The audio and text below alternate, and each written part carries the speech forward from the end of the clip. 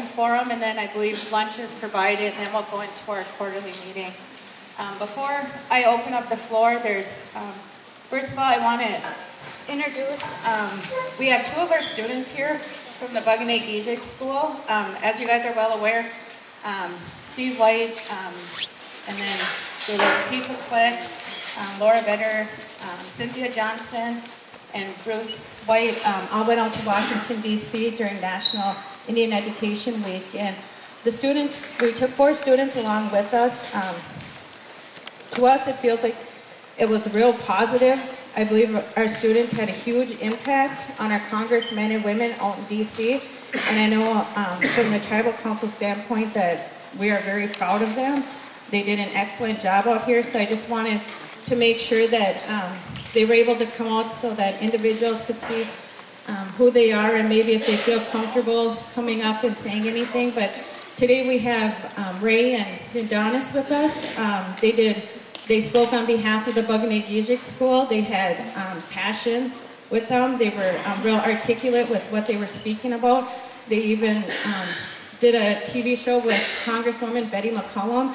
So they had a big impact for Leech Lake out there. They really put us in a positive spotlight. So I just want to say that we're very proud of you guys and thank you guys for being out there with us. And if you guys want to stand up or come up and say anything, please do so.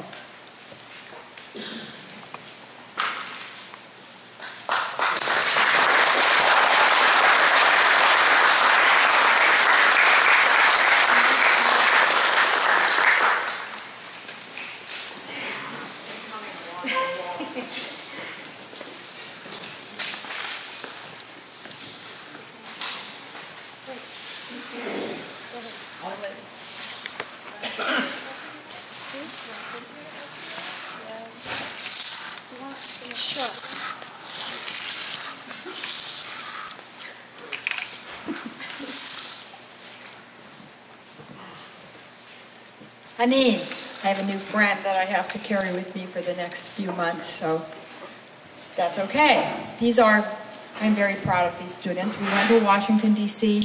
on behalf of the students at the Buggenegijik School because they need a new school. Students should not have to choose between going to a school that doesn't teach about their values and going to a school that is not safe.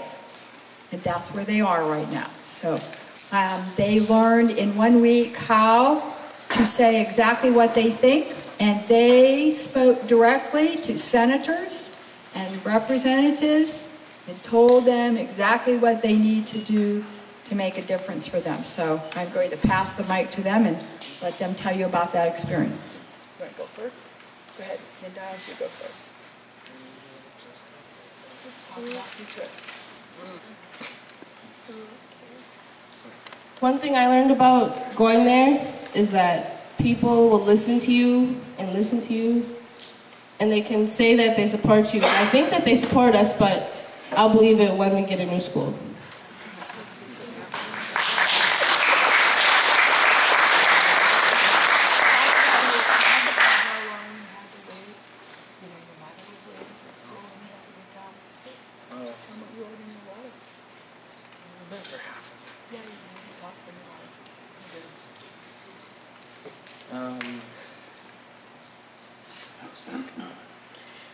It's okay, just breathe. My name's Ray Oldman. I was going to the bug school since my mom was there in high school. We were promised a new school from when she was going there. That was back in like 1996 or so. They were always promising us new school. Now I'm about to graduate from the school. Still in the same conditions. School is falling apart. And hopefully when my little brother goes to school there, he'll have a new school.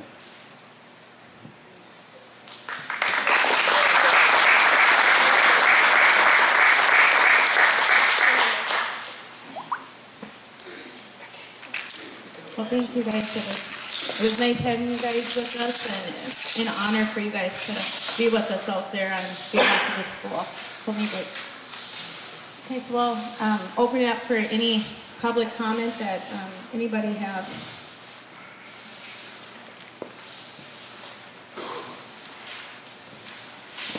I'm gonna go ahead and, is that okay? How far away?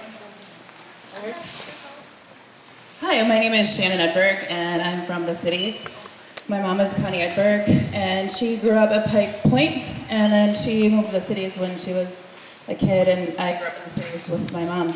I'm from the Twin Cities Leech Lake Local Union Council, and I just want to thank you, Chairwoman Jones and Council, for letting me address you today.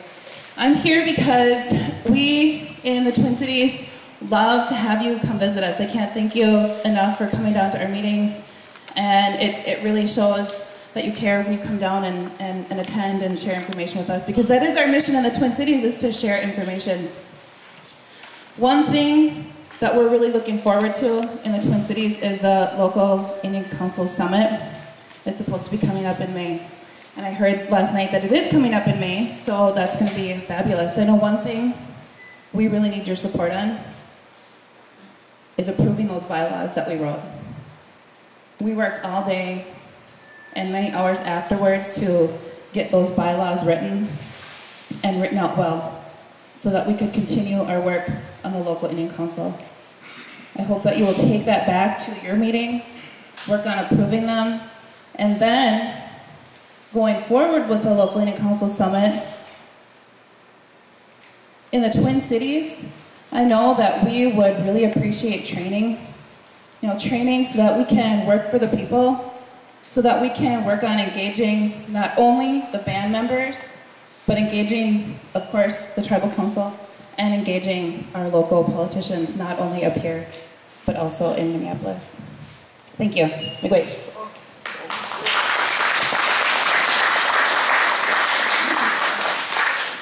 Thank you, Shannon. It's good to hear that the LIC Summit will be here in May.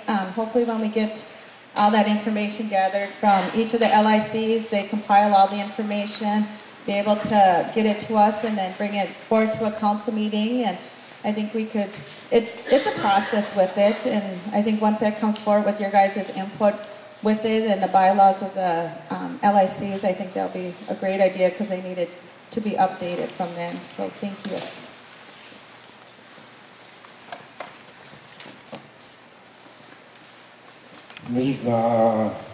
My name is Jim White. I'm an elder from Leech Lake here.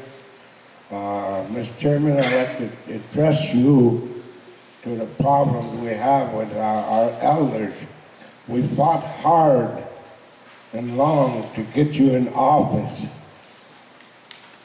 Now we don't see anything happen to our elder program. You're not helping us. Why? Why do you put the elders behind you?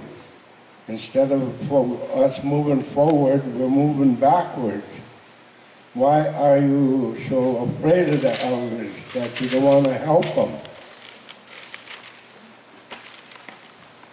And as our district rep here, we haven't seen no movements from you to help any of the elders move forward.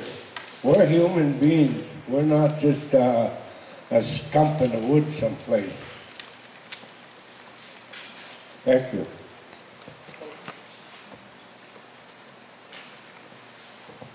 Thank you. I do apologize with that one. I know we have worked with Health Division to see what programs that are coming forward.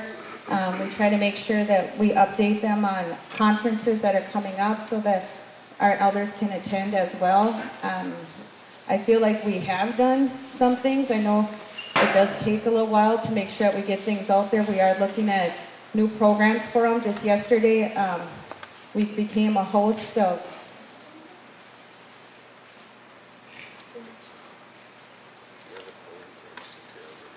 we become a host agency from a program through MCT to also help our elders with training and employment for some of them that want to be engaged with that.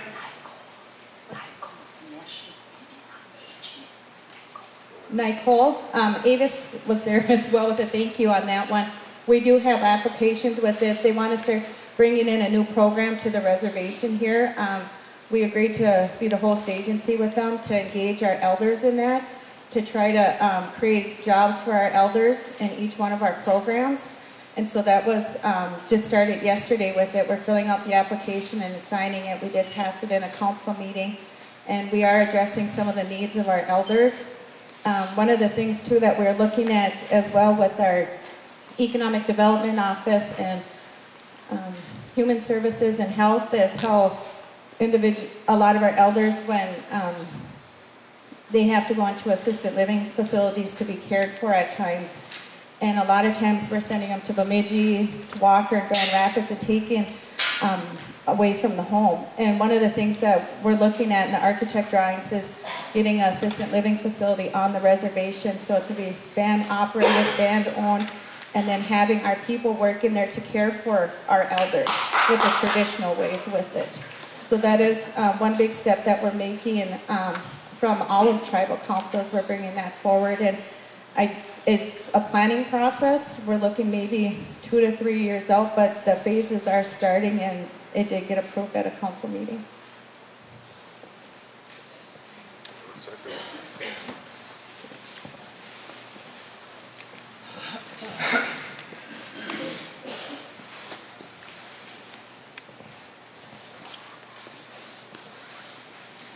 My name is Lucille Wakanabo. I also like to get up and talk. I didn't want to today. But I just want to share something after that elderly gentleman here. What he said is true. And I want to read this article from the Bemidji Pioneer, which I kept for many years. It was on Sunday, March 20th, 2005. And it was written by Mr. John Eggers. He has an article every day almost.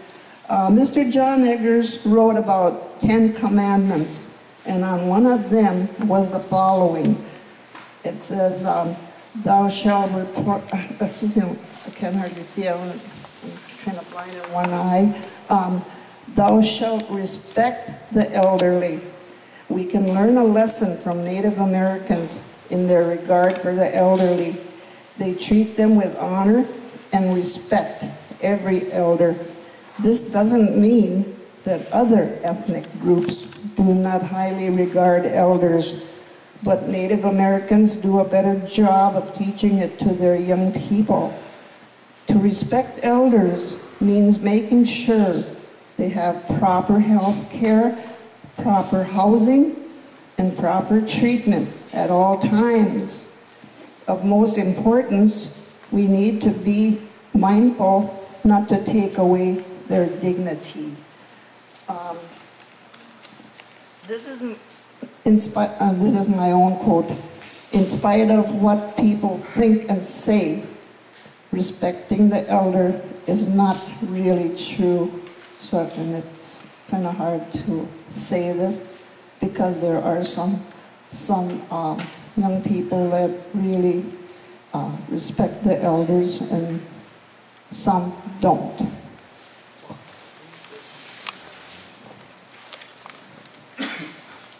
Thank you for sharing the article there with it, Lou. And like I said, we're working on our programs. I've met with our division directors. I know our health division's looking at new programs as well, and what we can do to create more of it and engage with our elders a lot more as well. So thank you.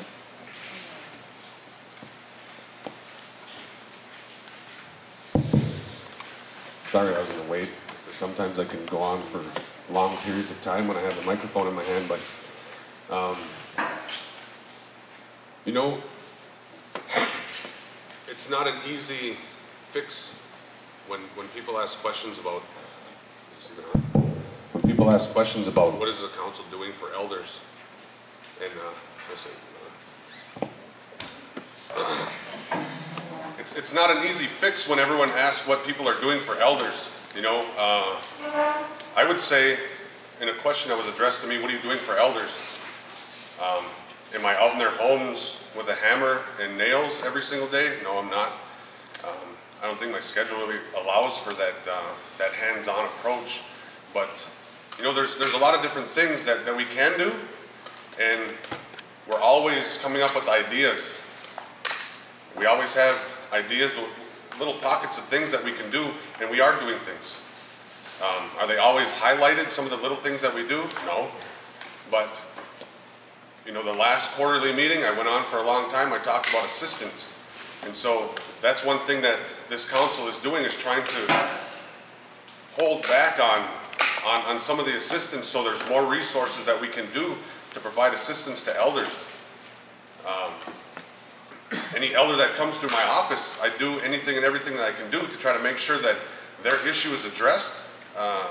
Individual issues, a broad fix is not easy. You know, one thing she was talking about yesterday is that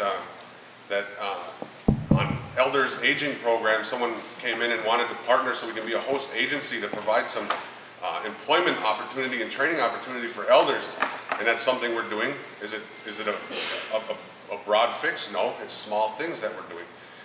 We also talked yesterday, I seen an article about Red Lake having some conference in Red Lake this week. I think it was like an elder conference or something. We do elder conferences here and there. We do elder dinners here and there. I'll skip around. We're talking about assisted living. That's something that the council's made a priority in moving forward with this assisted living complex. But there's also been discussions about like a youth home, a youth facility. And so some of the council, well, the council has discussed trying to put those two facilities together so they're closer to each other. So when a youth is healing or trying to do things to fix some of the issues that are going on in their life, they're close to the elders in that facility. So they can go and there's more, you know, there's more communication, there's more time to be with elders because the elders can pass along what they need to. And kind of on that same line, we talked about what Red Lake was doing with that elders conference, and so we, you know, I said, I looked at the agenda. It was a real down-home agenda. It wasn't like we're calling in the President of the United States to come, you know, come give a keynote speaking to our elders to tell us, you know, how awesome we are and our beautiful culture. It was a down-home, more interactive type of agenda, and that's something that we're going to be planning on doing.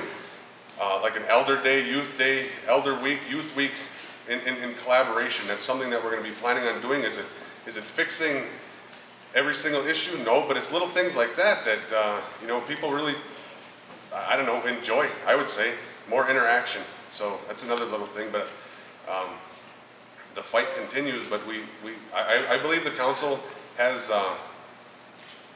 every single day on a day-to-day basis been doing what they can do. But a lot of that has to do with planning, and I'll continue to reiterate planning. We need to continue to plan, to put a plan in place so we can plan with the people and put a document together that's our plan on how we're going to address an elderly issue, or how we're going to address a housing issue, homelessness issue, all these type of issues that we need to address. We need to put in a plan in collaboration with the communities, and the council is going to be meeting with a couple of organizations to do a collaborative, interactive type of planning with Native Nations Institute and the Bush Foundation here at the end of May, I believe. So we'll be announcing that soon. Big Witch.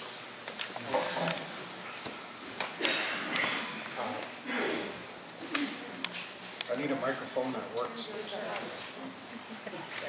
That's how they treat me, see. I'm an elder too, and it's only appropriate that I make some comments here. But what I'm doing right now, the best that I can do at this point with our housing, trying to find out who's paying the lowest rent over there as assisted elders, whether it's $10 a month, $20 a month, how far they're behind, and we're going to try to pick that up. We're in the process of doing that now. I've asked for over a year to have an Elders Day at the casinos.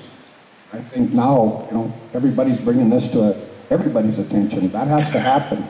And I'm talking to the gaming people that are here now. It's not going to go away. I've also asked for a discount on our elder meals. There's, of course, the other comment, any elder that comes in all of our offices is never turned away. In fact, we have to cut back on services for younger people so we can make sure that elders are taken care of. I mean, you know, like myself, I was accused of getting free tires. I didn't get free tires. I paid for those tires. You know, I'm okay. I can pay for that. I've got a job. The other things I'm talking about is keeping our elders working as long as we possibly can. We're actively trying to do that. And one of the economic development issues that I brought up back in 2006 was the gas station down in Northern Lights. Part of that money was supposed to be earmarked for elder housing, or elder assistance in their housing in the community of Inger, in that area. We're also, right now, there's an elders conference in Hinckley. Anybody that wants to go, just make sure you let us know. You can go. Right now, there's 30 rooms. Another thing I've been talking to some of the other leaders on other reservations is trying to swap kind of a vacation trip. You take care of our elders 1 week, we'll take care of yours another week. I talked about that for years. I guess I can't repeat everything everybody else says because I can't remember everything anymore. But that's my part of it. Because I'm an elder, he says.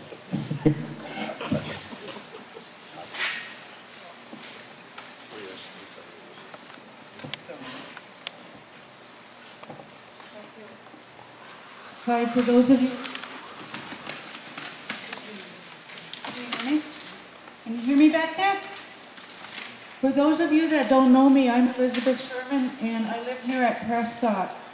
And I've been coming to these quarterly meetings, and many of you have not really liked my style of talking, so I'm going to tone it down. But I'm so sick and tired of coming to these meetings and hearing overt solutions. Like, for example, this training program for helping elders. Jim White got up here and talked about the elders are not being helped, and they are not being helped. Community services and special projects has over $1 million overrun, but yet our elders are living in third world dilapidated trailer houses, among other young people and other adults. And I'm sick and tired of you, council, talking about solutions. You don't have any solutions. All you care about is your own self and your own families and your own agendas. And I'm not the only one that feels this way. Many people feel this way. I just happen to be getting up here and talking about it. And I'm sick and tired of hearing about overspending. I'm sick and tired about hearing covert things going on in your financial spending. And right now, I have a petition right now to call forth for a special meeting with this tribal council. And what we're asking for is financial transparency of in light of the recent credit card fraud and overspending. And we're asking for band audits. We're asking for that IRS audit, Carrie, that someone said that you're sitting on. We'd like to see that IRS audit. That's public information, and we have a right to see that. And we're going to come before you and ask to meet with you, as long as we're trying to get as many signatures as we can. And we're not prepared right now, but I just want to forewarn you that we are going to bring this petition before you, and we would like to have you redress the grievances that we have regarding your financial mismanagement of funds, dereliction of duties, and malfeasance and misfeasance of our funds, our band funds.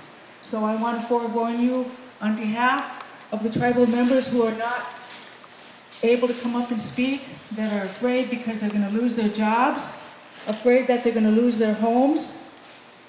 We're demanding answers, and we want accountability. And if you do not comply, we will take steps outside of this tribe to make sure that you are accountable. We elected you to be accountable, not to help your families, not to take trips, not to take whoever you take, your families and everybody else. And I know the politics, what you guys are doing, the corruption behind the scenes. Everything is covert. But hey, we're not dumb. We're not dumb at all. We know. And I'm sick and tired of you guys up here telling us that, oh yeah, we have this training program, we have these services. No. It's really, it's not an agenda that is the truth. And I would like to make sure that you guys, on behalf of the tribal members that have asked me to come up and speak, that you answer to the people. So I'm asking you, when the petition is completed with all the signatures that we want more than 25. We want to know if you will accept the petition for a special meeting on financial transparency. I just want to thank you, Liz. With that one, a couple of things too is, I know like in some of our newsletters, even in the paper, some of us council members have listed out our line item of saying what we're actually budget passed by resolution, stating out what our expenses are. So I know some of us, we're trying to open that transparency.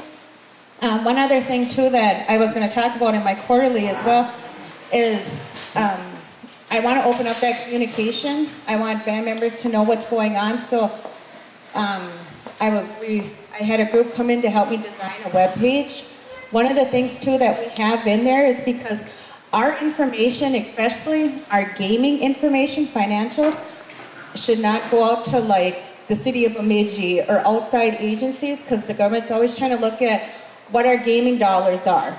And that's their way of trying to control us by saying, well, you guys have this much gaming dollars, you guys don't need our funding. So that's privileged information just for tribal members.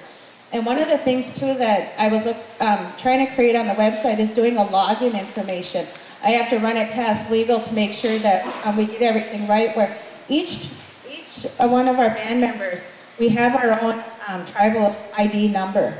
And what you would be able to do is you'd be able to log into that information and buy your tribal ID, so it's identified that, okay, that is Carrie Jones logging in. She is a tribal member.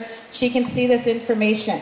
And putting in there, we would put in financial information for the government, for the gaming, our tribal resolutions, our minutes, everything that's pertaining to the band on these big issues, so that the band members are informed with it instead of waiting for the quarterly meetings coming forth. So that's one of the things that I've been trying to do. I've talked to the council about it as well. Lenny brought it up at a meeting about a month back about that idea that he's seen what we're trying to do. So we are trying to take these steps of opening that transparency and opening that up to the band members, so you guys will get that information. The other thing too is you talked about the IRS audit. The thing is right now is I've attended several conferences about it, because the IRS audit started, must have been over a year ago now. What they're doing is they're coming into tribes. The IRS is attacking tribes across the nation. They're coming in and they want, for instance, if I serviced a band member and helped them with their mortgage or helped them with tuition for school, they want to come in and they want to tax that tribal member. They said that anything over $600 that they should tax you for it. And so tribes across the nation, and I've been very fortunate to be able to be involved in meetings and be a speaker at the meetings by saying, no, tribes are going to take a stance against the IRS because the federal government has failed to do their duties by providing us education, health care, and housing, and the list just goes down. And so tribes are taking a strong stance by saying, no, we're not going to let the IRS into our government. They're not going to dictate on how we're going to service our people, how we're going to provide these benefits to them, because they have failed to do their job to Native American people. So right now, the Tribal Council has taken a stance by telling them, you're not going to come in and keep investigating our books.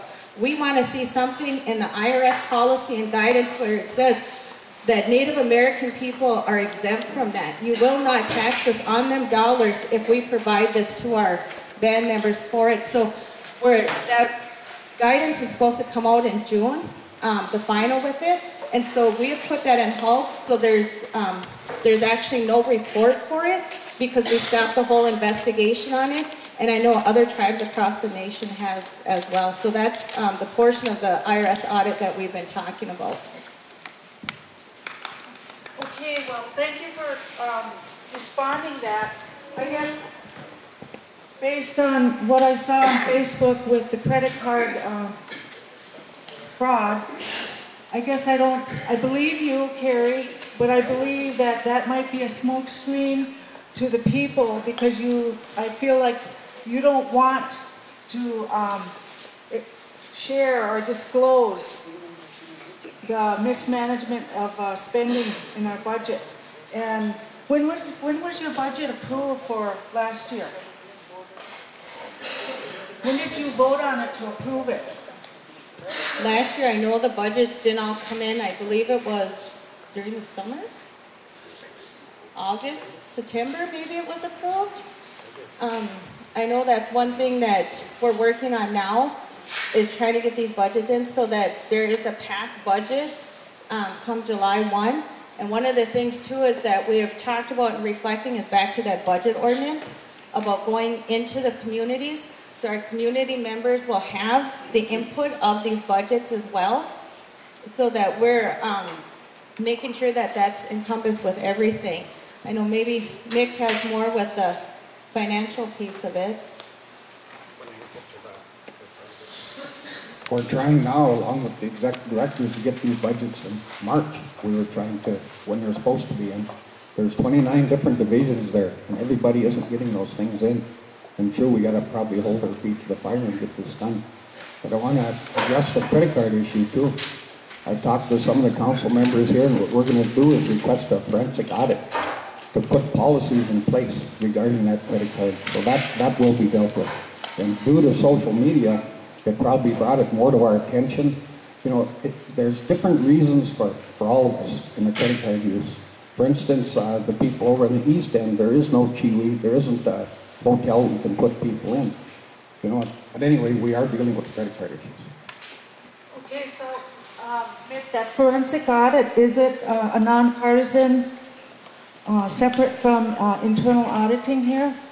Internal audits that work for you? And to answer that question, it will be done by an outside source. So that's pending the approval of this council, of course. Okay, thank you. My question, and I did ask it, was, Robbie, would you approve this petition once we complete it for financial transparency? Absolutely. Mick?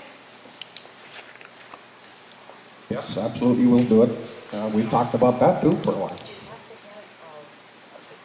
I have a petition. I know, but do you need that? Can't you just ask them for a special meeting? No, you have to have signatures at least according to the Minnesota Chippewa Tribe Constitution, 25 or more. Well, being that I'm a band member, I'll sign the petition myself. I mean, I'm not opposed to any transparency or lack thereof. Anybody else? No. Want to sign it? What I'll say is, as everyone in the room does know, there's an open forum that District 3 sponsors that's open to any band member on the reservation, and that's an opportunity, not in such a big setting like this, that band members can come ask any questions that they so choose. In the January edition of the Devajamon, I published all of my expenses, line item expenses, gas charges at Chiwi, credit card expenses, my travel expenses. I mean, I think that's transparency right there. I think that's enough. I mean, as much as I can put forth without putting individual expenses and putting people's names out there, but that open forum, that's for people to come ask questions. People can come any month that they want where there's a forum, and the forums are the 2 months in between the quarterlies. We had one in December, we had one in February, we had one in March. You guys can come ask questions about certain expenses. I mean, the financial transparency, I mean, it's evolving, I would say. The credit card stuff, I didn't have all that credit card information, so whoever has it, whoever uncovered the big mystery of the credit cards, you know, please give me a copy because I didn't have it. I'd like to see it. And when I do see that, yeah, of course it's on Facebook. Because that's where to go, but that's the purpose of these open forums, for people to ask those questions at the open forums. I'll answer any question anybody wants to ask. If they want to see credit card spending, you want to see my statements, I'll give you my statements. I'm not gonna give everyone else's statements up. But Leroy, you're fine to get council members that do $100,000. Yeah, your exception to the rule. no, I'm just saying that's what those forums are for, though. I just wanted to let everybody know that anybody can come to those forums and ask any questions that they want. And if they want information, I'll do the best I can to provide that information. Well, Leroy's an exception to the rule, so why don't we ask the rest of them? Everybody logs in and justifies their charges every month. Yeah. You do. But yeah, I'll sign it. But yeah, with that one, I'm completely fine with opening up. It's like, one of the things too, becoming from the finance office, I know, reading the quarterlies. It's like, we come up here, the quarterly is being read, and the quarterly is being read, and it talks about salaries, $3 million, travel, this, but it doesn't break any of that down. I know breaking it down would be it'd be a huge file, but I think having that special meeting and saying these are the documents that we want so the accounting has enough time to push them out is completely fine. Because it is the band members' rights to see what them documents are, to see what the spending is. It's like my credit card, you can see my credit card. It's like, it's booking my flights out to DC with lobbying on behalf of Leech Lake. It's pretty much what's on there. It's like, I have nothing to hide with it. My budget I put in here was approved in a resolution for $39,900. And I am trying to be financially responsible that my budget is, my expenses are only at $35,000. And what's really hard is because we want to be fiscally responsible with it. And we're trying to help as many people as we can. But then when we go over budget, we get scrutinized because we're overspending. So it's a double-edged sword with it. We try to do our best with what we have and try to service as many people as we can. And to me, it's fine. I think it's great that you guys want to see this. It's your guys' right. I think it would help answer a lot of questions that are out in the community, a lot of misperceptions that are out there, a lot of rumors. I think it will clarify a lot of that. So thank you. Having said that, then, Carrie, the ordinance also says that majority council can approve a special meeting right now without the petition. So there's 3 of you that said yes, you would be open to a special meeting. So, but can you take a vote on it and have a special meeting? What we could do is during today's agenda, when we start this afternoon, when I ask for the approval of the agenda, I'll request that if one of the council members adds it to the agenda so then we can take official action on it and then approve for a special meeting of our finances. And then maybe on your guys' part as well, just kind of provide us with information saying, I want to see council line items. I want to see credit cards. I want to see travel, and maybe identify a lot of it. Because like I said, on a daily basis, there's probably like at least $20,000 a day that we spend on bills. Then you add salaries on top of that. So if you can identify some of that, would also be helpful. I believe Mick could work with our accounting offices and anything that they see that's pretty important and vital to provide to our community members, that they would also help with that as well. But no, I would be glad to add it to it. Yeah, I'd be glad to have that. One thing about a special meeting too is there has to be a special item that you expressly ask for. But in this one right here, might as well be like an open forum. Let's get it all out there. Well, we're asking for the band audits. We're asking for the general ledger. We're asking for department program spending in particular, but certainly not limited to community services, tribal referral, and special projects. Those are the 3 primary ones, but we're not limiting just those 3 programs. We want all of them, all the program reports, the spending. Maybe one thing too is something that while you were talking is maybe one thing that I was thinking about is because you think about it like tribal referral, their budget is, I think it's around 900,000 is their budget for a year. It's like that's a lot of information at one time. It's like for any individual, accountant, regular constituent, whatever, is maybe one thing too is, as Mick is our secretary treasurer, maybe that's one thing we can look at is having a meeting not during a quarterly, but maybe once a year, or twice a year, and say, okay, this is the first 6 months of our fiscal year. This is where our programs are at. This is where we are with our budgets. We're in compliance with it. We're over budget. We have to cut back. These are expenditures. So then it's not such an overload of information to the individuals that we can start that on a regular basis to open up transparency to our community members. Yeah, I think you owe that to the people, to all the tribal members. I do have another thing, but I don't want to take up all your time. It's on the Enbridge expansion, but let somebody else come up and talk now. But I do want to, on the open forum, share with all the band members about the Enbridge expansion. Okay? Okay. Thank you. Liz.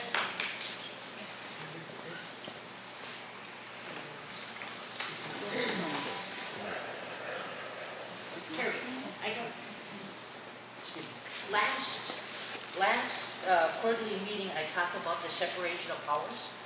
Well, for a beginner, I prepared a resolution, and it's a draft only because I'm not... Can't hear you, Doris. Oh, last quarterly, I asked for a separation of powers for the tribal council. Aren't those working? The microphone. She didn't want it. No, I don't want it. And what this does, it gives the tribal council the option of establishing a division of powers.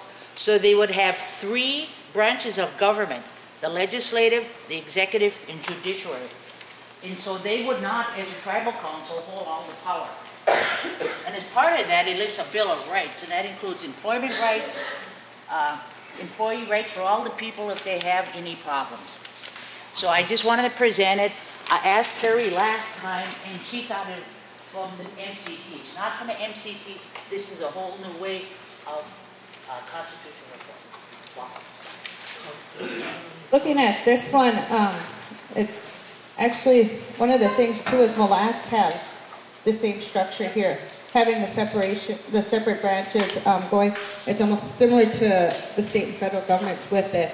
And so, no, I think it is a great option. Looking at, I know Leroy talked about the Bush Foundation coming in and doing working groups with the council, also on the Constitution, working on our bylaws, working on Ordinance 1. A lot of that stuff has gone out to the public so we can update that, but this is an avenue that we can really look at on creating them. One of the things too that we could look at is going to see Chairwoman Benjamin up there and her tribal council and see how it works, what are the pros and cons, because they're there right now, and say, okay, how does this work? So I know it can be done without going through the MCT because they are an MCT tribe and they're functioning under the same sort of government. This would certainly make your job a lot easier.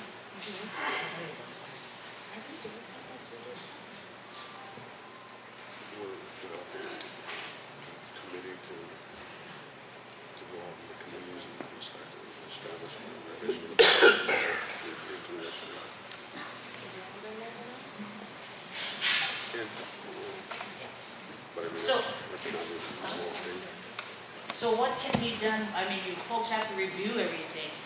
So when can we get some kind of answers or pros and cons or establishing a committee, whatever.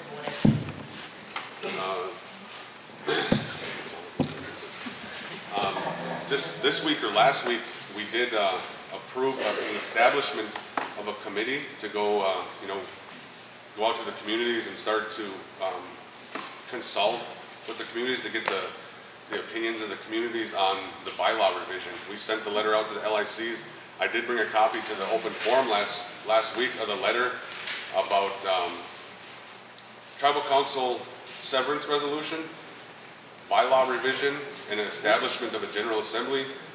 That letter went out with the copies of each document out to the LICs to start to distribute to the the communities on a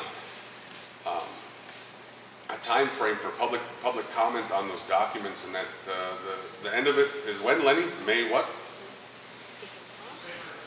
May 1st? The end of May is the deadline of the public comment. It was like a 60-day public comment period on providing some comment towards that. But that, right along with what she's saying with the Bush Foundation, is to come in, you know, that's what other tribes are, they're utilizing their resources to help kind of have them come in and help out with reform. I understand, you know, some, at the last quarterly, I believe in Ball Club, there was an individual approached me, said he could write a new constitution in 14 days, but that's kind of without the input of the communities, you know, so we're trying to take that approach. It's not going to happen right away. I believe the whole council is on board with supporting that.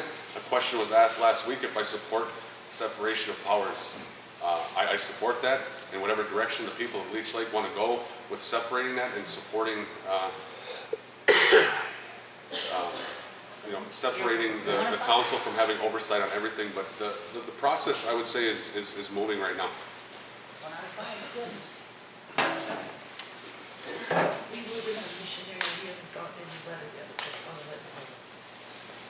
Okay.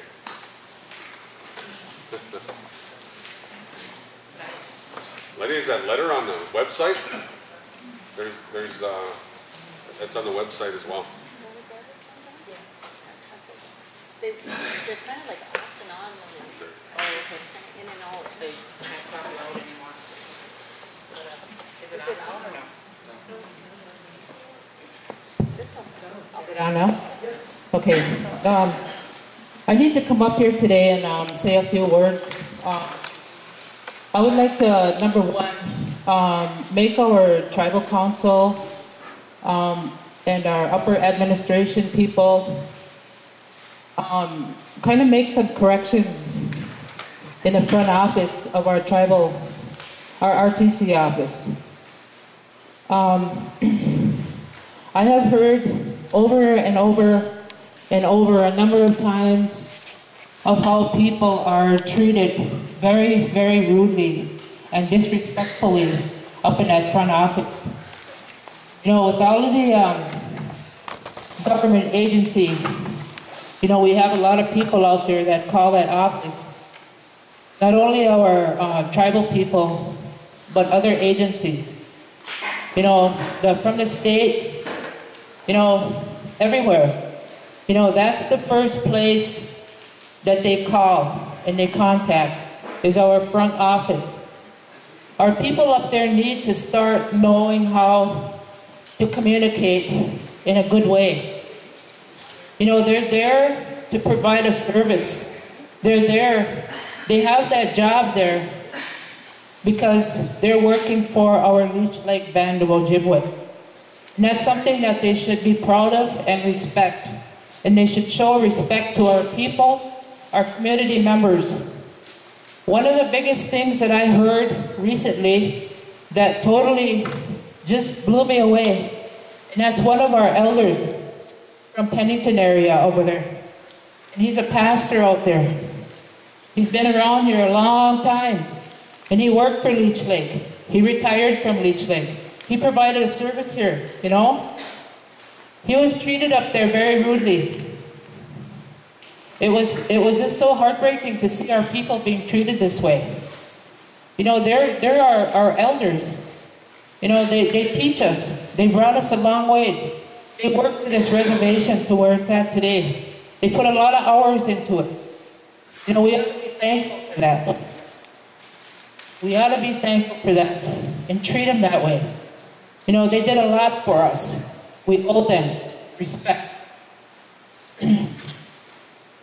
That's one thing that I hope can be straightened up there. And I'm asking our tribal council members, our leaders, to do something about this and correct this.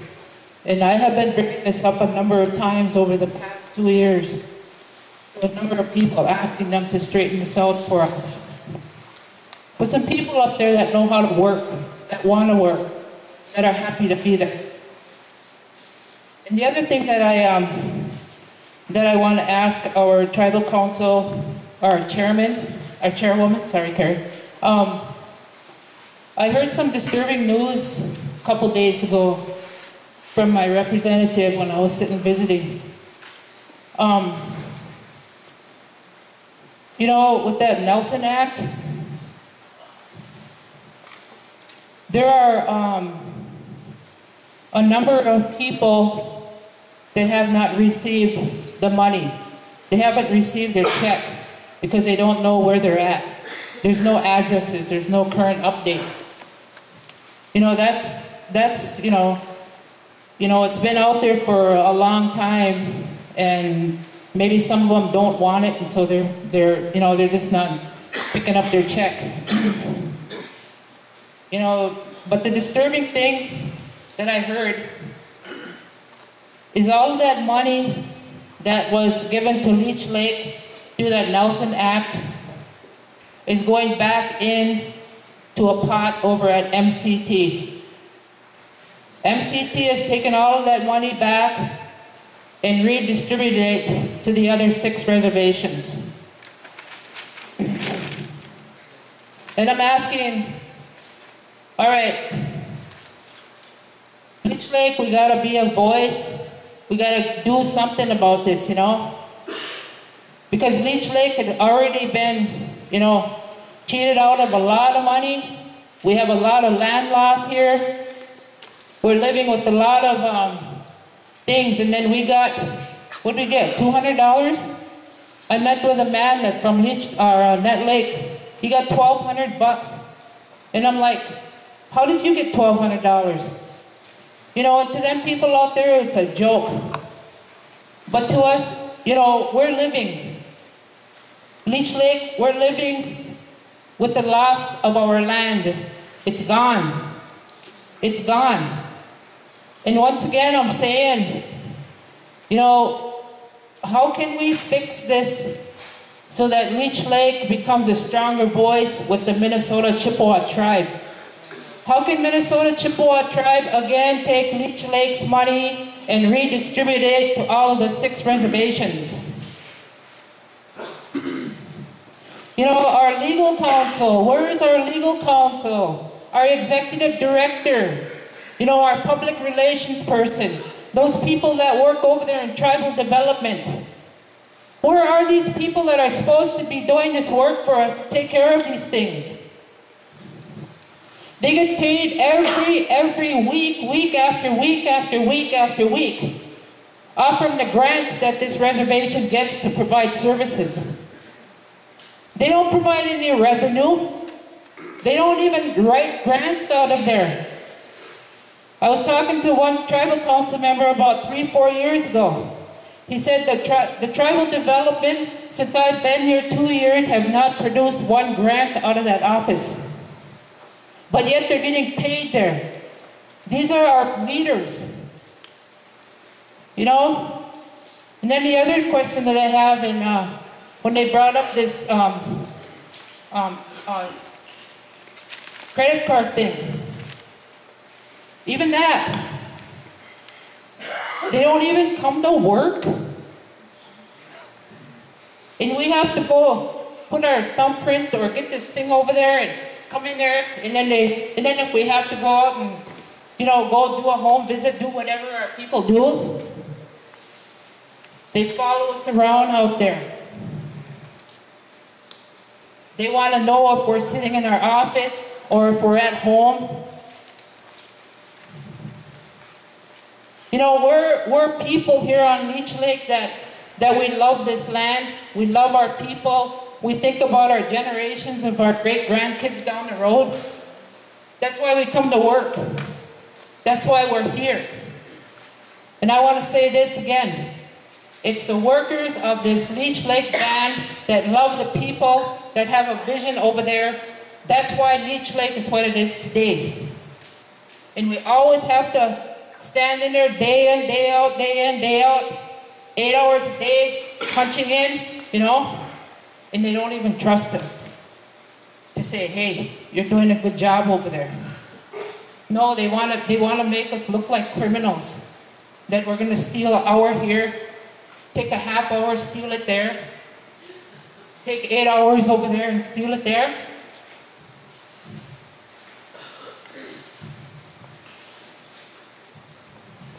I worked up in that tribal office a number of times.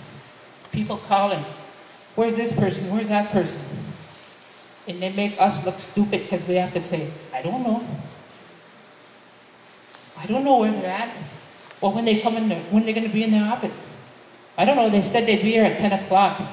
11 o'clock rolls around. And they got somebody sick in the hospital. Can you help me? Where's this person? I don't know. These are some of the things that, you know, we need to fix. Let's fix this. Let's help ourselves.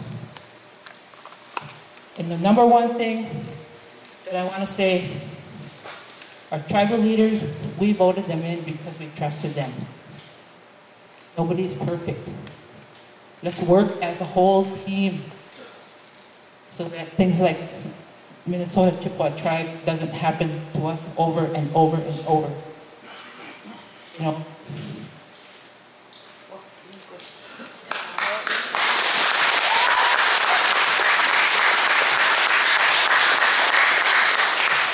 Thank you, Don. I know with the Minnesota Chippewa Tribe one, with the Nelson Act, with the bill, with that one thing they talked about is if an individual does not pick up that dollars, it goes back to the MCT.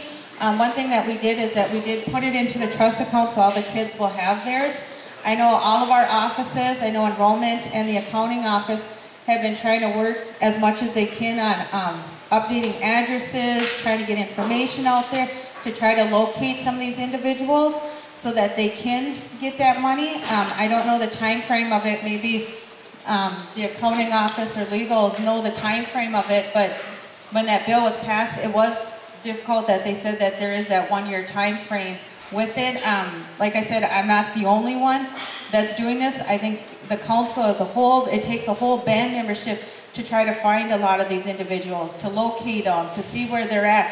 When I've been out in some of the communities, I found individuals that have been adopted out when they were children and didn't even know they belonged to the reservation, but they were enrolled, and so they didn't know that information. So we need to get out there, like you said, working together and getting out there as a whole to make sure that we get that information to them.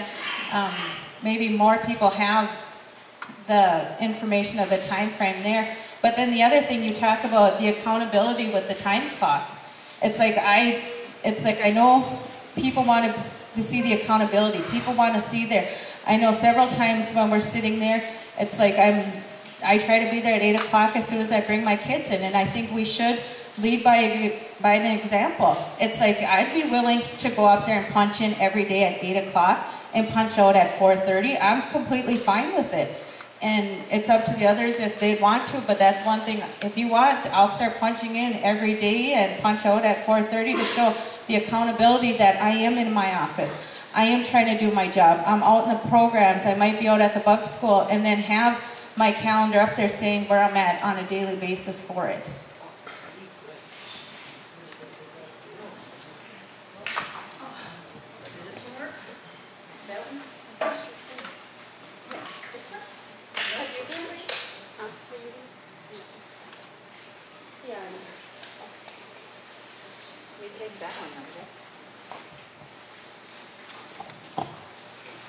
Good morning yet. I'm Dee Fairbanks and is this on? Okay. I came because I've been looking into something and I've been talking to some of the reps and their assistants, and I tried calling our legal a couple times, and I know I know you guys are hard to reach sometimes, but that's okay. It's just what I need to say is the fact that I've been having some trouble with Cobell, and maybe a number of you have as well. I've been on it, you know, where's mine? I know everyone else is getting theirs, the kids are getting theirs. I found out recently something that I've been trying to impart to some of our people who have the ability and the power and the wherewithal to take care of. It's recently come to light that the trust department that's taking care of the Cobell trust issues will no longer accept Department of the Interior trust probates because it's a conflict of interest. They will only accept state and tribe probates. Everyone here on Leech Lake has Department of the Interior probates. When it comes to our Indian land and our Indian trusts, they won't accept them, they won't honor them. I tried to tell them, I says, I don't want mine and state, and our tribe has always left our probates to the Department of the Interior, the Bureau. Our tribe does the research. I've talked with Della Kingbird, I don't know if she's here yet, or today, but they want something from our tribal council saying that our tribe honors the Department of the Interior probates, that they'll acknowledge them and they back them up. I don't know if you want a blanket resolution, I don't know what you want, because I think that comes down to individual needs and wants, because I know some people don't go along with the probates that came about because they don't know what happened to them. I've talked to one woman writing legal who never knew what happened to her husband's probate. I don't know about that one in particular, but I do know that when I've been looking into mine month after month, I have found out that not only was I entitled to the $1,000, the initial $1,000, but I've got like $8,700, no, I'm sorry, $874 in my trust account that won't be given to me because of my probate status. I went with the Department of the Interior, the BIA.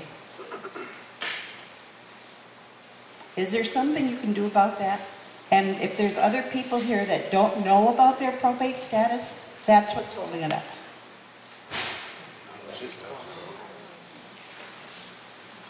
Did you know?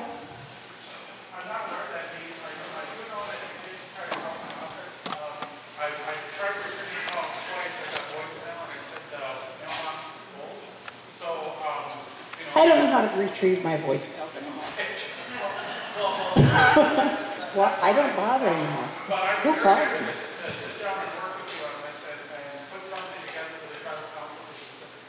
Yeah, I think you guys should take care of it. And you know, I was going to write a resolution.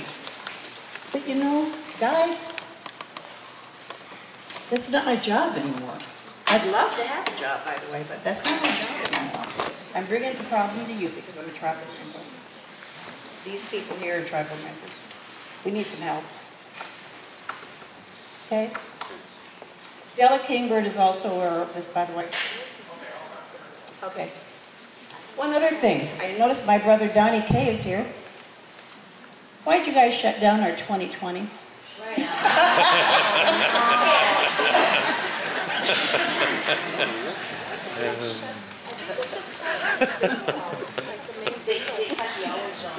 Yeah, they cut us down a lot. That's what us old ladies like, you know.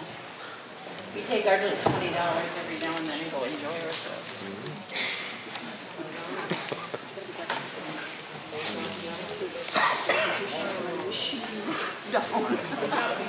Hello, my name is Rebecca Hartman, and I live in Boy Lake.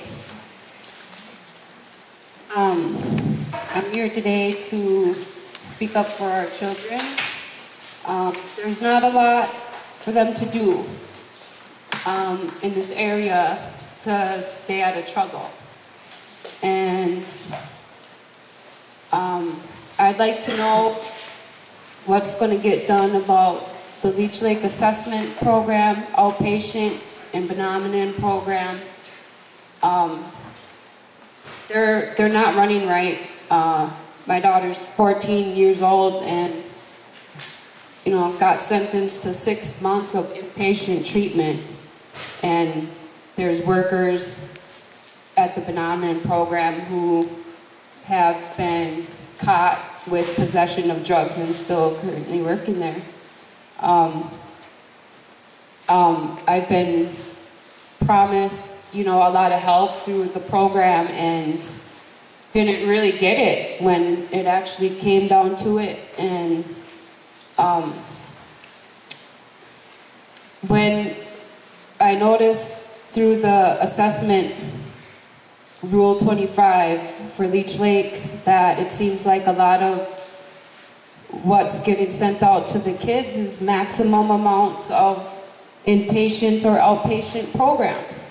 And these are, for an adult, they're kind of getting treated like adults that have been addicted to drugs their whole lives when they're really kids, and some of them probably they're too young to even be addicted to drugs right now. And I know that my daughter fell through the cracks of the system, and I'm sure other kids probably have too, and I would just like to see more go on for these kids' programs where it's not just help after they get in trouble, but before they could even get in trouble. Something for them to do, because there isn't anything.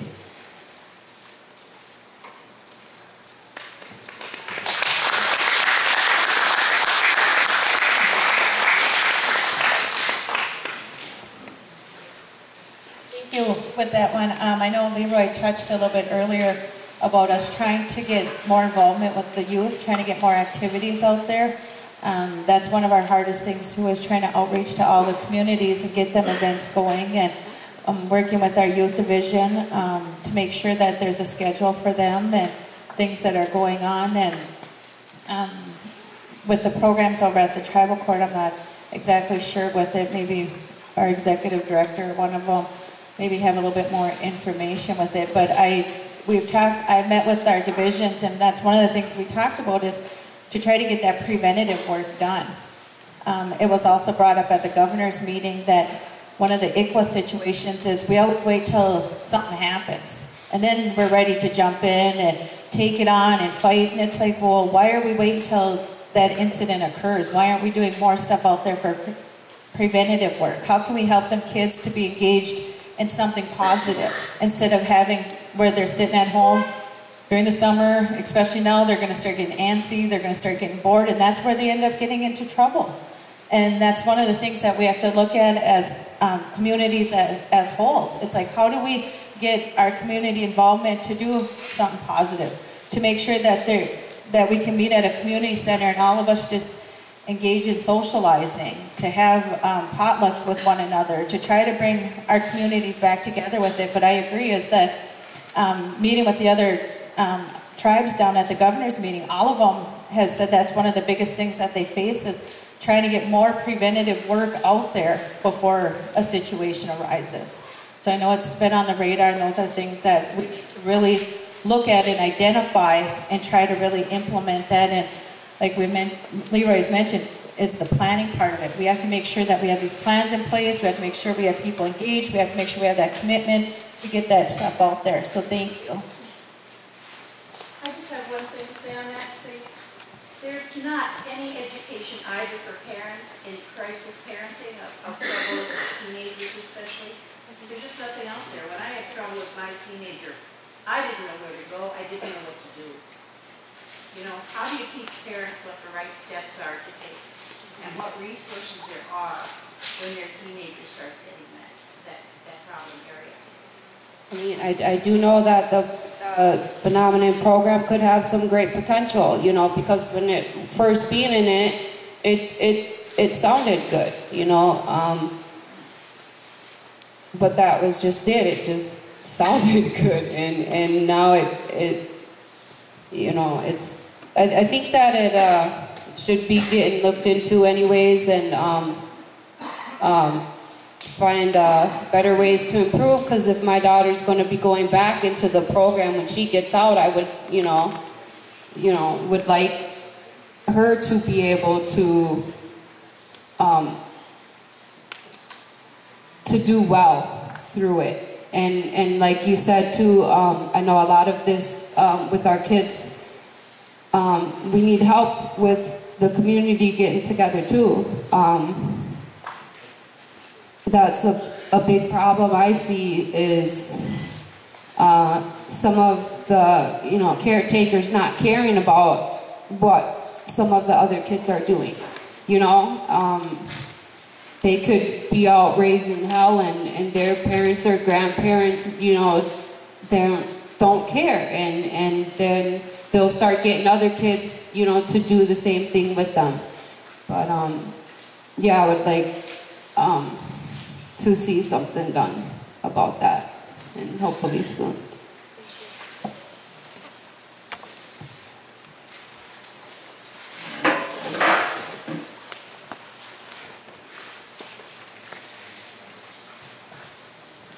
Morning.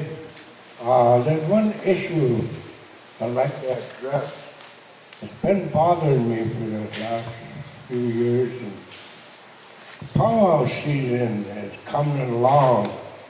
And what's been bothering me is that all these people that come to them powwows, you can't see the powwow no more due to the fact that the powwow committee has left tents, umbrellas in front. There's big lines of them inside the arena. Our arena is getting smaller now because of the spectators able to set up the tents and their umbrellas, and that thing will be seen as RVs in there. And when we go to a powwow, we like to sit in the elders area, but you got to sit up high, because if you sit down low, you can't see the dancers. And I'd like to, maybe I'm adjusting the wrong console, but I'd like to see them maybe one row of people out there instead of 4 or 5 rows. And what can we do about that? Thank you. Thank you for bringing the concern forward. I know our gaming office is here. They also have a powwow coordinator on board. I believe that's probably one of the things that are going to be on our next gaming commission agenda, because the powwow season is coming up, of identifying them powwows. But I agree. It's like I've been to several of them, and you see the tents, and you're trying to maneuver in different seats there so you can actually watch it there. So I believe that coordinator that's on board during each powwow could probably try to regulate that by telling them that they have to scoot back or only one row in, or maybe even have the MCs when they start off kind of remind people to be considerate of the observers that are sitting there, and make sure that that's available so that spectators can watch the powwow. So thank you for bringing that concern forward.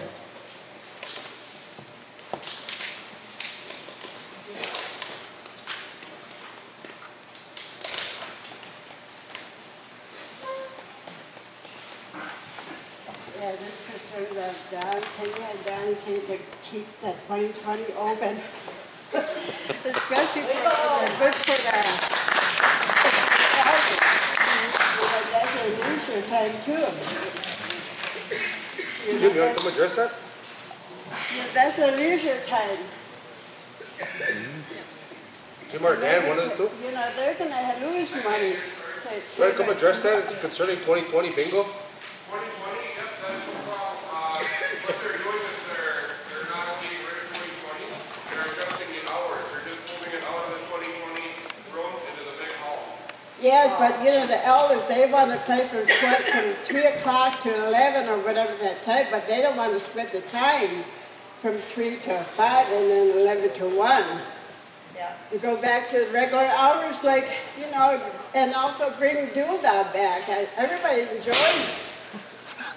Not only that, I know it's not a money maker, it may not be a big money maker, but that's what we do.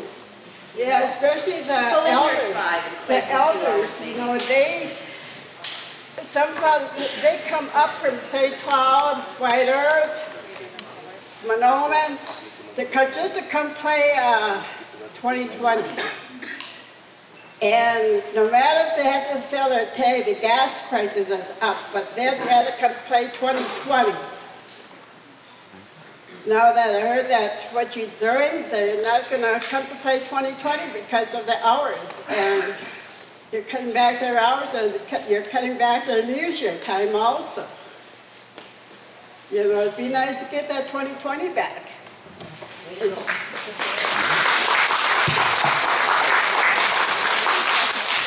You know, I'm really sorry. I'm not sorry I brought it up. The point is maybe it's not a money maker, but there's a lot of us community people that just go in. You know, you can go in there and last with $20 for a while. You know? You don't have to plan on anything. You just go in and get out of your house for a while, relax. That's true.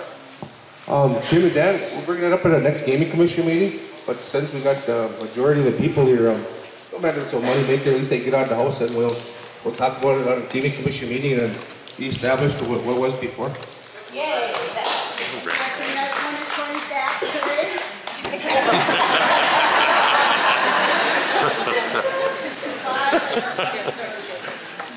Oh, we'll look at the schedule. After the game commission, we'll talk about it and then we'll start scheduling it back in. That's the third Wednesday of the month. So after that, we'll get it back on schedule, routine schedule, whatever. We'll talk about the game commission and get it back going. Put up a handicap button outside too, huh? Some of us can't pull those doors open by ourselves. We brought that up at gaming commission too. So along from the subject, how about that shuttle bus that they want to evacuate 2 hours to catch the next shuttle? That kind of wait half hour to get back home again. Instead of waiting 2 hours for the next shuttle. To address that too. Shuttle service, we'll address that too at the meeting.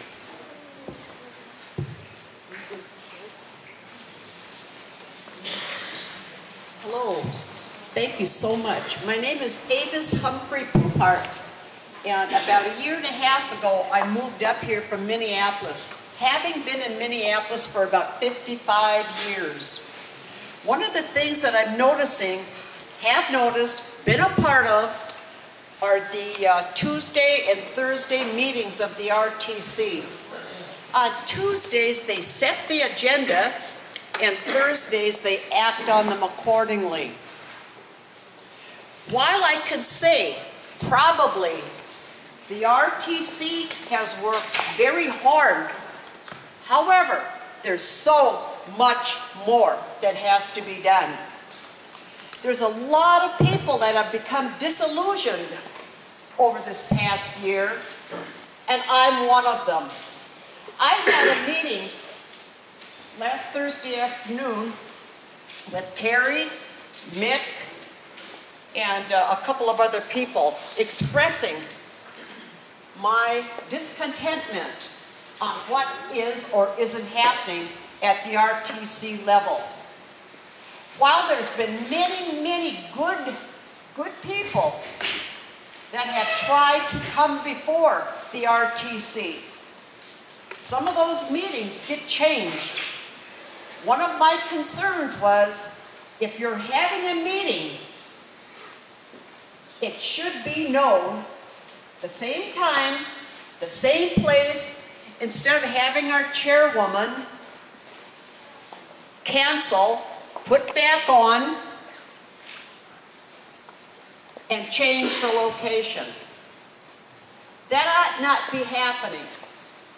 I stand before you today knowing we can sure as hell do a better job making sure that our constituents, that the young people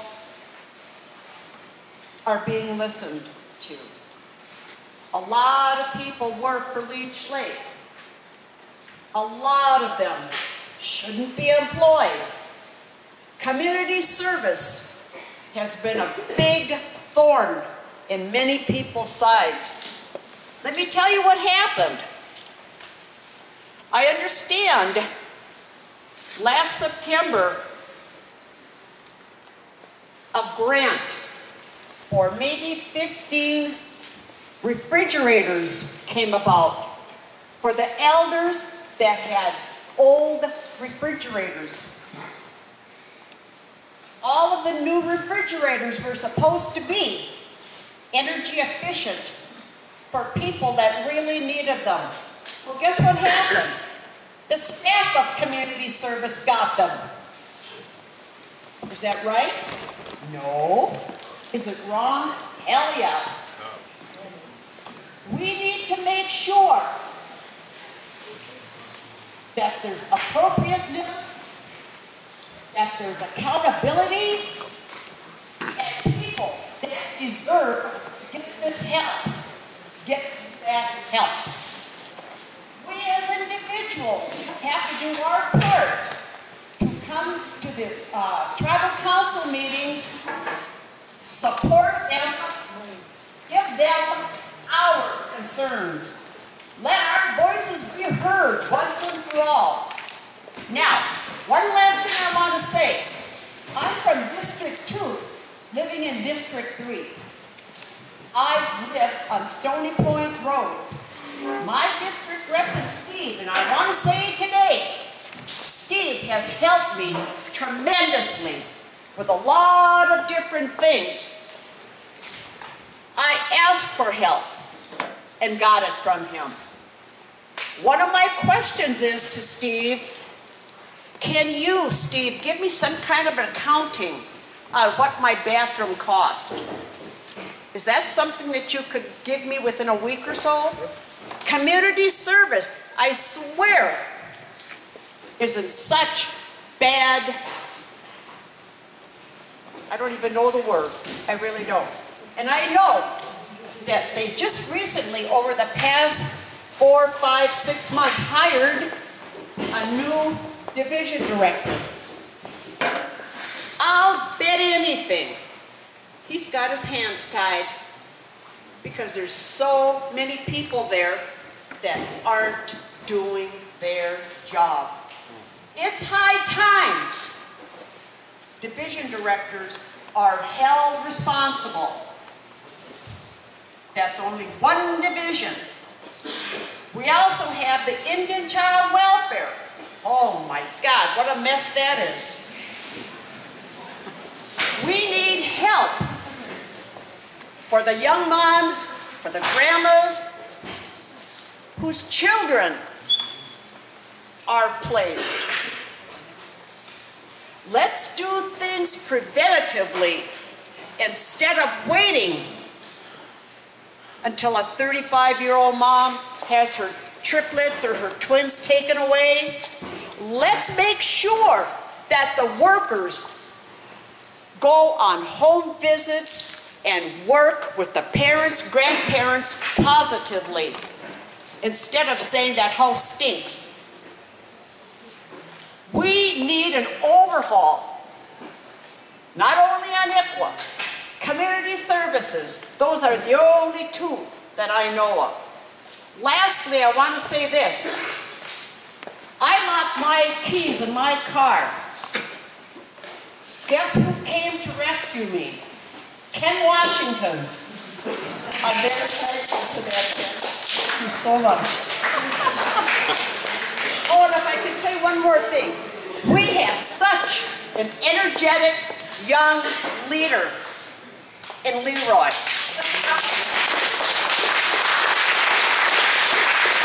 Thank you.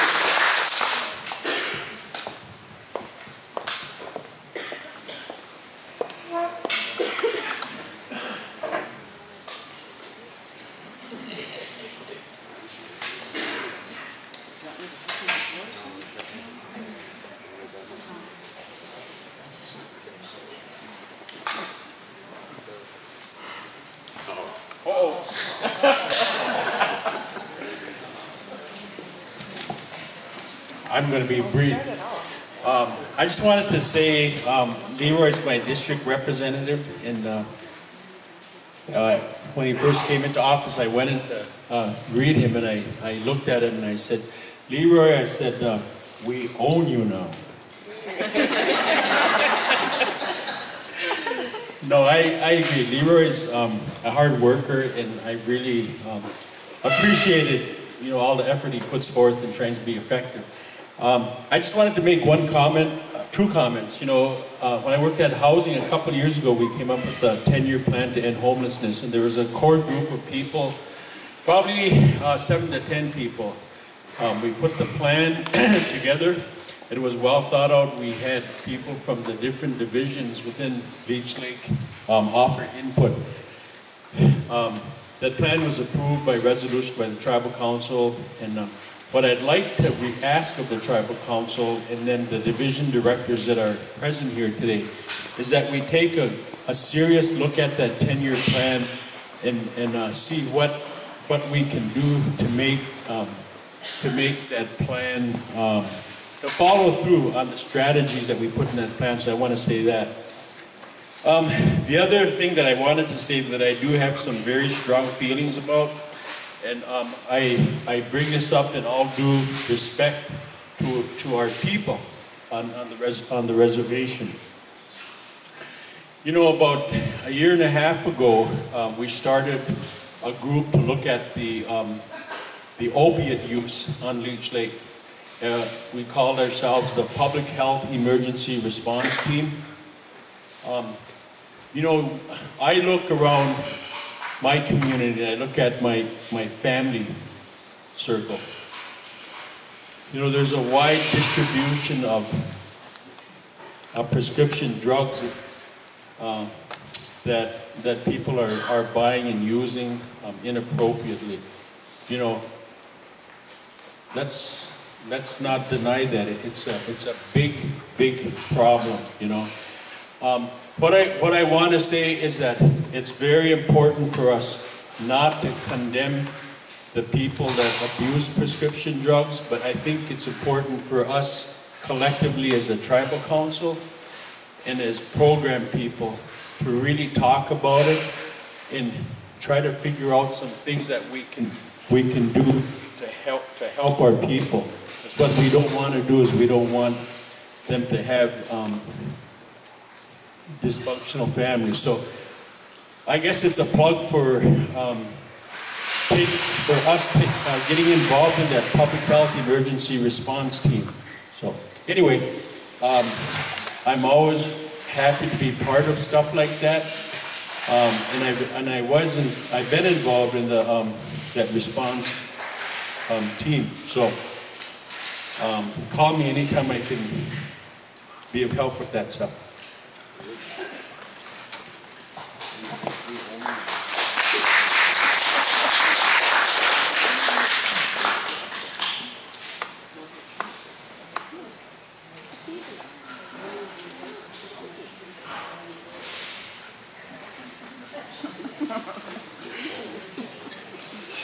Can I say one more thing?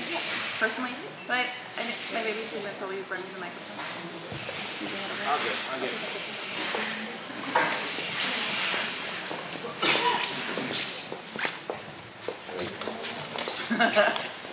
Hi, this is Shannon Edberg again. My baby is sleeping, so I'm not going to stand up at this time.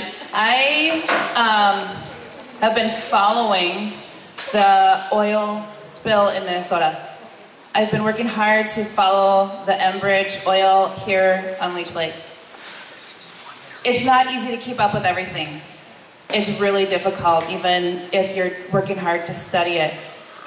What I want to know from each tribal council member is, what are you doing to educate yourselves about what's going on with the transportation of tar sands oil from Canada all throughout Minnesota and Leech Lake by rail and by pipeline? Thank you. If you guys would answer that.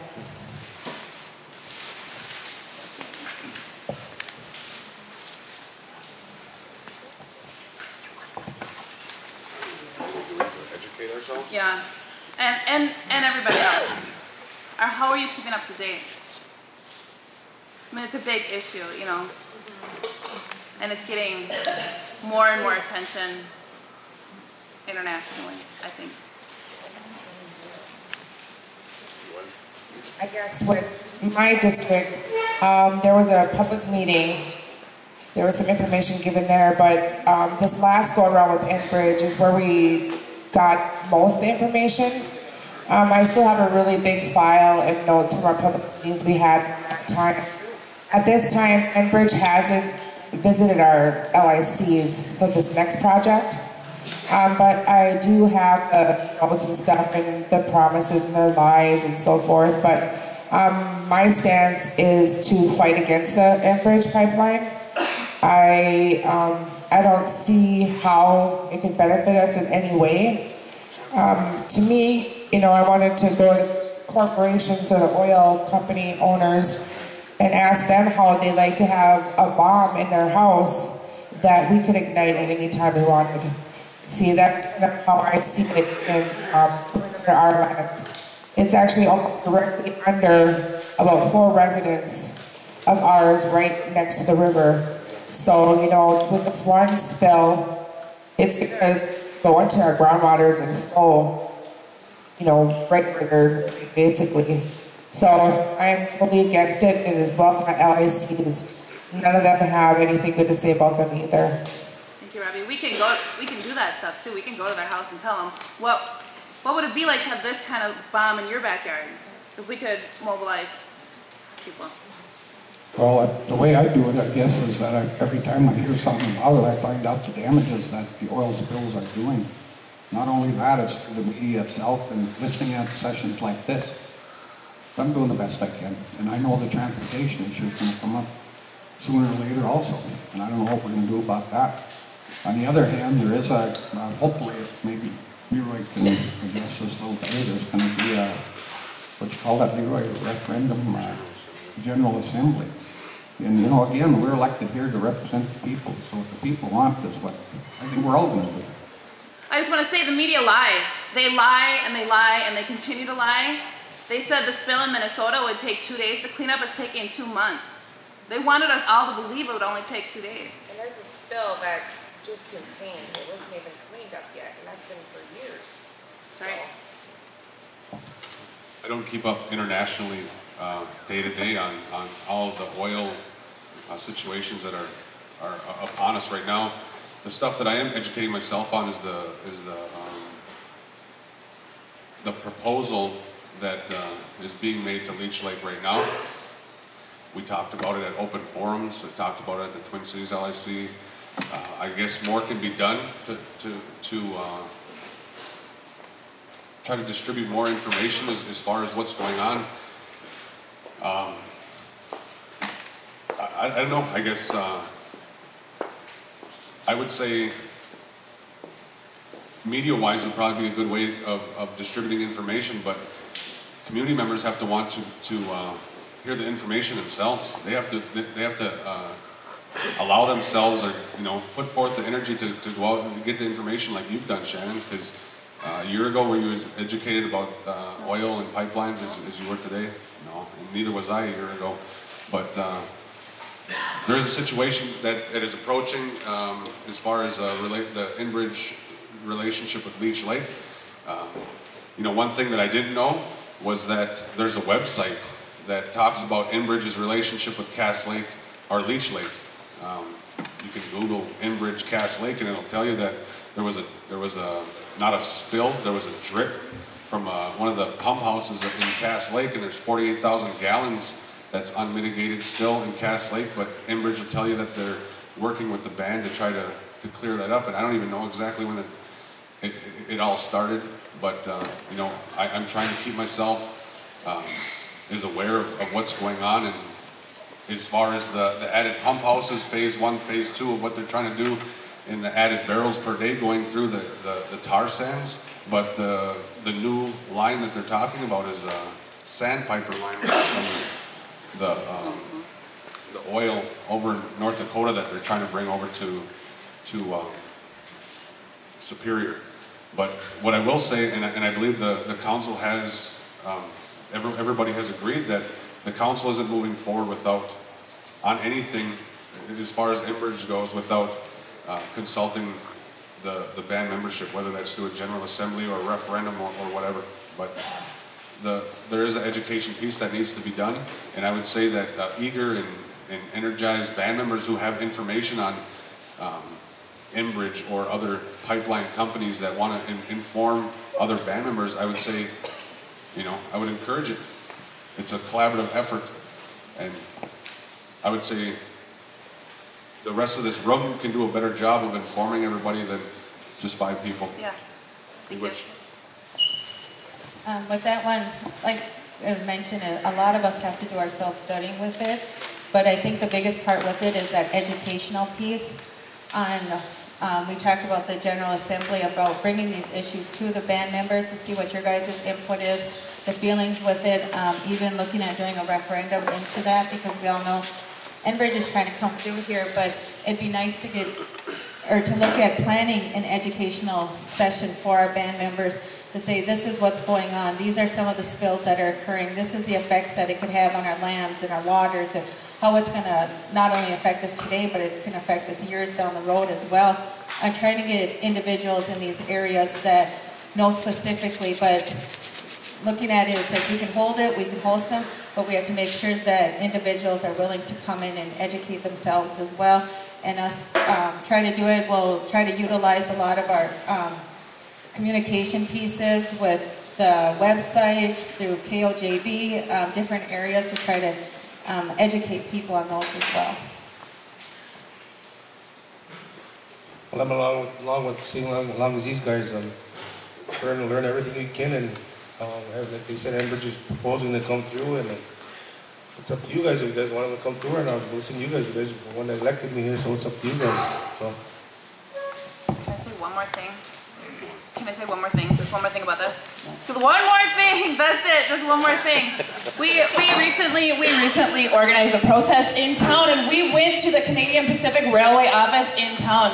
And so it's not like there's not things that we can actually go to and do. We went to the Canadian Pacific office. We asked to go inside. They prevented us from going inside. Guess what that did? Made us even more mad. So we can take it even further. So we can take it to their house. We know who these people are. The spokesman for Canadian Pacific Railroad is Ed Greenberg. Guess what we're trying to do? Find out where he lives, because they're not going to listen to, I'm not saying you guys, tribal council has to go to their house. Probably not. It would be band members. We don't want this. We don't want this on Leech Lake. We don't want a part of it. We're not going to take a part of it. To do that stuff, speaking for Leech Lake, we would need your blessings. So I appreciate you telling people, or asking people, not telling people, asking people to continue to educate themselves what it means and what can we do. There is a law out, they're trying to do a law right now where the government has to come and engage us first before they make new laws. I think Carrie just told us about that yesterday, right? Where they're gonna have to come and talk to us first. And that's something that we can all support too, besides learning about the oil pipeline, is finding out what our government officials and politicians are doing. Thank you. I'll say one more thing is, the one thing I wasn't aware of, I was aware of the new pipeline that they built in 2009, which was the Alberta Clipper line, but that I'm sure not a lot of people know that with the addition of the Alberta Clipper line, there was 5 existing lines there already, and the agreement that was signed and that was signed and approved and went forward with the Enbridge in 2009 was granting a right-of-way for another 20 years for the existing 5 in the new pipeline. So until 2029, there's a right-of-way on the 6 pipelines that are going through Cass Lake. And one thing that we can do is put a map on the website and show how many the existing pipelines in the United States, and look at how much go through Superior, through Fond du Lac, and through Leech Lake up into Canada. It's probably more than any other place in the United States. So there's 6 pipelines going through and 2 pump houses existing in Cass Lake. Which? Thank you. Huh? Hello? Can you hear me? Okay, I wanted to expand on the Enbridge situation. In 2009, myself, John Green, Vicki Howard, and the late Sandy Nichols, filed in tribal court an injunction for a temporary restraining order to stop the construction of the pipeline through Leech Lake. And Judge B.J. Jones heard our case, and he denied our restraining order, our TRO, based on we were not able to prove irreparable harm. And Judge B.J. Jones did leave our case open based on the Minnesota Chippewa Tribe Constitution. Of the 693 petitions that we acquired from tribal band members here at Leech Lake. And he gave his order in February of 2010, and we went to court July 21st of 2009. And so we appealed it shortly thereafter in February of 2010. And our case is still open right now. So it's been open now for 3 years without any response from tribal court, no written documentation, except for lip service from the employees of the tribal court. And they're telling me that they cannot find an appellate judge to hear our case because of conflict of interest. There has to be 3 appellate judges. They were able to at one time get 2 judges, and then on another occasion they were able to get a 3rd one, but then she dropped out, and then next thing you know, they don't have any judges at all. And I told them, I said, your tribal court is inept, it is incompetent, and it's negligent because you do not have an appellate court in place. And the previous administration, and I'm just going to put it out there, Archie LaRose and Ribs Whiteberg denied our petitions arbitrarily. And we had bona fide tribal members that live on the reservation, such as the late Sandy Gochi. They denied his signature based on his P.O. box address. And you know, everybody knows he's been a lifelong resident of Ball Club. And then there were people that were from Boy Lake, and they have Reamer addresses, and they've lived there all their lives, and they were turned down. And so what does Ribs do? Ribs Whiteberg makes a motion to deny the petitions, and Nancy Whiteberg of Tribal Enrollment is the one that goes over and confirms that these are irregularities. Okay, we asked the court in our petition, we asked that there be a nonpartisan certification committee comprised of non-elected officials and non-employees to oversee and review the petitions. No, what happened was they denied that. And so right now, John Green and I met with Lenny Fine-Day yesterday. And I had been to the tribal council meeting with Carrie and Steve and Robbie. And I proposed to them that because our Enbridge case is still open, on appeal status, just sitting there, what I would like to recommend very strongly is there's a solution. Go back and overturn the denial of those 693 signatures and come back to the table and approve a referendum based on those 693 petitions. And Carrie, the chairperson, referred me back to Lenny Fine-Day. So we met with Lenny yesterday. Lenny was very supportive and receptive to my recommendation because it is the Constitution and our rights were denied. And so what I would like to ask the Tribal Council is, and Lenny is going to ask you to meet with us. We didn't meet with all 5 of you, but we would like to meet with all 5 of you to look into review on that. And your upcoming program, or Enbridge expansion now, I'm not a lawyer, but I can certainly look at, it's a long shot that what I'm proposing, that perhaps maybe we could get out of that 20-year agreement with Enbridge based on our petitions being denied and, for a referendum. And if it doesn't help, well, certainly it will help on the forthcoming expansion of the Sandpiper that's coming in. And by the way, folks, there is a pipeline that comes back with diluents, and diluents are all of the contaminants and the chemicals that they use to refine the bitumen.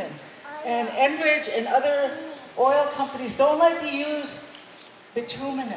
They won't use bitumen in their legal terms. They use crude oil.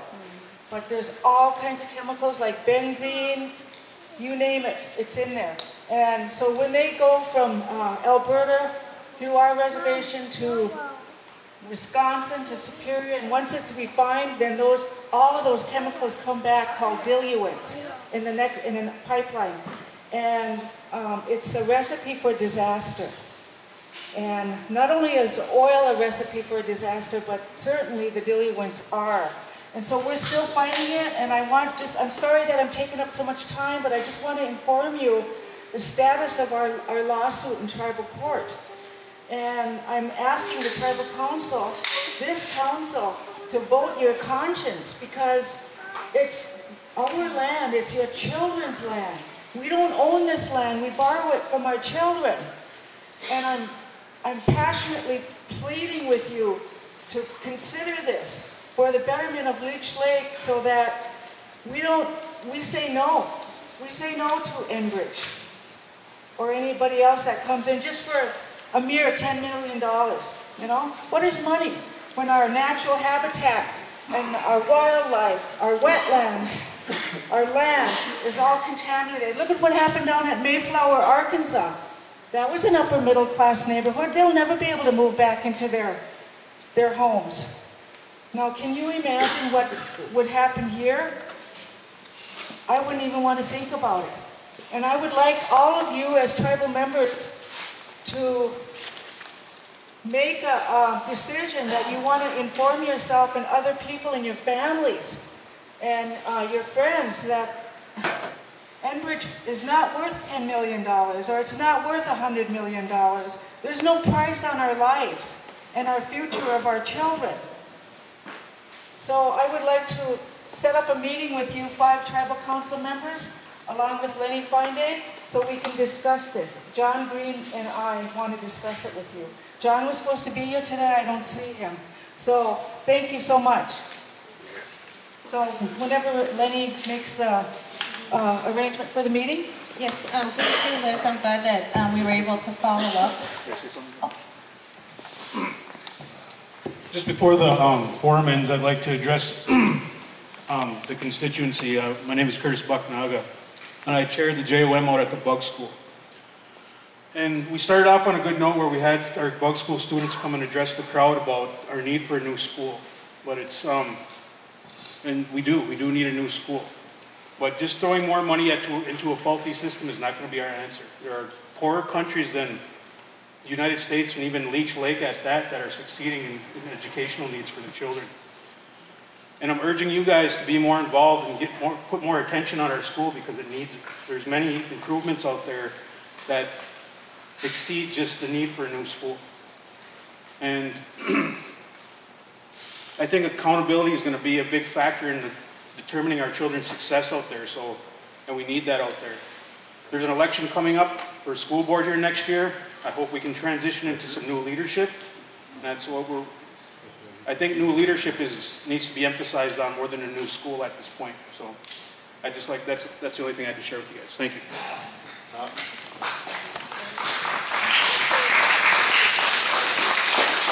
Thank you, Curtis. Liz, with that one, I'm glad Lenny followed up with you on that, and that you were able, because like I said, I didn't want to give you wrong information by saying, yes, we can do it, and then legal says, no, we can't, that he clarified that.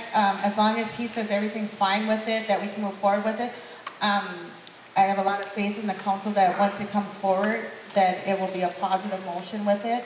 And that's one of the things, like when Shannon brought up the Enbridge coming through again, is that we want the process that you guys weren't given last time, by having this brought to the people, by having that General Assembly, by telling you guys this is what's going on, this is what they're trying to offer for the lives of our children here, and for our lands, and for everything else, so that we can bring that to the band membership, and hopefully have that referendum vote or some sort of voting, so that the band members' voices are being heard there on making that decision, that it's not the 5 council members sitting in a room with Enbridge and say, hey, yeah, we'll accept that for 10 million, 100 million, that it's going to be the band members that make that decision and not us. So thank you. Wonderful. Thanks.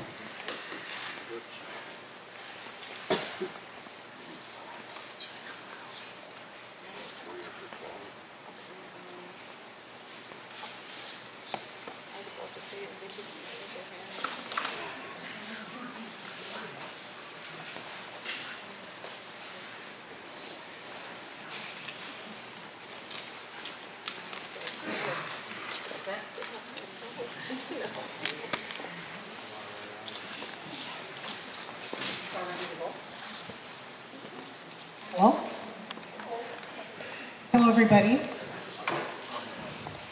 I'm here I'm going to talk today to you about ICWA. Because there was a comment a little bit earlier talking about how ICWA is a mess. I've been the ICWA director since June 1st of last year. And I want to also say that I'm very proud to say that our child welfare team consists of mostly, all but one, all Leech Lake band members. I also want to say that since I've been the director, and Avis is right, there are concerns. The 6-7 months that I've been here, I have evaluated the program. I'm attempting to make changes because I'm not sure that everybody aware of what the ICWA law is. Raise your hand. The second question I have is, how important is our kids? Raise your hand. How important is our children on this reservation? Well, I'm glad to be in this position because our children, to me, are important. And this law is what's guiding me to help our children stay here in the community. And this law, when this was established by Congress in 1978, because a large number of our Native children nationwide were put in out-of-home placement. Also part of this law is to make sure our kids stay in our Native communities. So with that, I want to tell you that I am working toward making our ICWA program better for our children, for our families, for our community. And I have a couple tribal council members here that have been very supportive of our program. Leroy and Mick have been very supportive of the ICWA program and what we're doing. And there's challenges, yes. But I'm standing up here too because I have some staff members back here who are also working toward making ICWA better.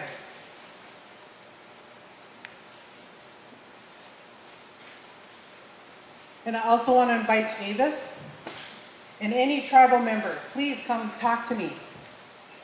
Let me walk you through what ICWA is all about, all the changes that we're working toward for our children, because that's what it is. It's our children. They're our future. They're our assets. There's no more going to be our children being adopted out to non-Native homes. We are going to make every attempt to find a Native home, relative home, grandparent home, whatever it is. That's what we're going to do. Because I care, and I'm so fortunate to be in this position. I'm honored to be in this position to be able to help our children. Finally, I just want to say, I invite any of you to call me, come to our office. I will take you through the ICWA office and let you see some of the work that we're doing to make it better for our children. Miigwech.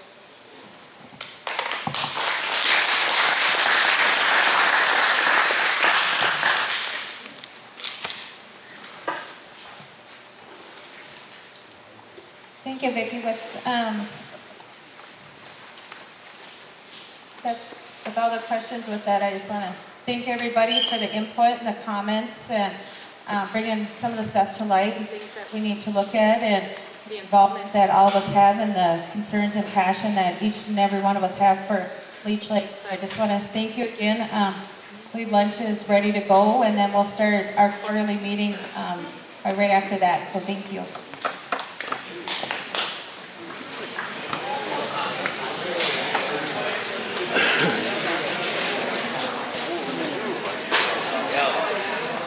Sell you my notes for the forum.